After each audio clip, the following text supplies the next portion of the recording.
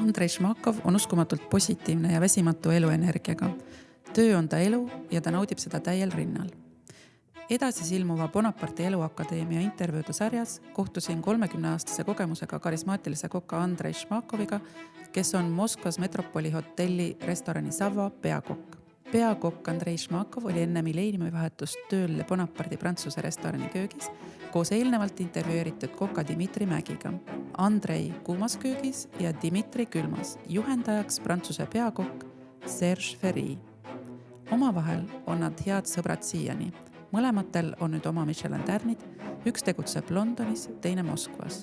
Töönädal algab Andreil esmaspäeval kell 8, öösel 1:30 saab juba magama ja nii 6 päeva järjest. Pühapäev on päev iseendale.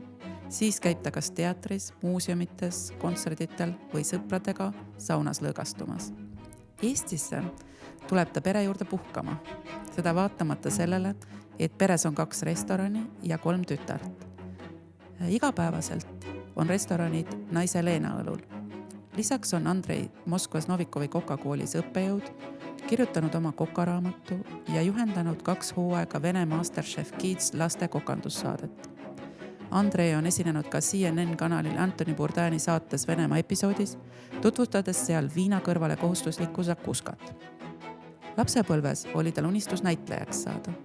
Nüüd on köök tema näitelava.